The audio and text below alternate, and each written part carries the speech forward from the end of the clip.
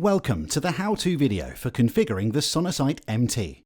In this video, we'll show you how to access system settings and make common configuration changes.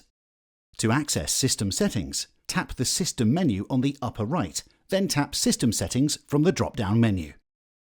From the Settings page, you can configure things like sound, connectivity, customization, display settings, and power settings.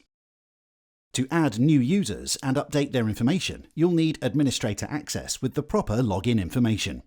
With this access, you can also require users to log into the system with a password to protect patient information. To add new users, tap User Management and tap Add User on the next screen. Fill in the user's information, then tap Save to Database.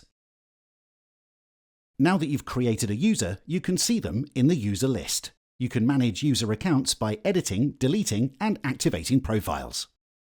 As an administrator, you can configure the system to protect patient information by hiding it in exported data or on the screen. Other system settings can be configured by any user, for example, adjusting the date and time. You can also change sleep and power delay settings. Now it's time to explore on your own. Watch the how-to videos on Sonosite Institute or refer to the System User Guide for more information.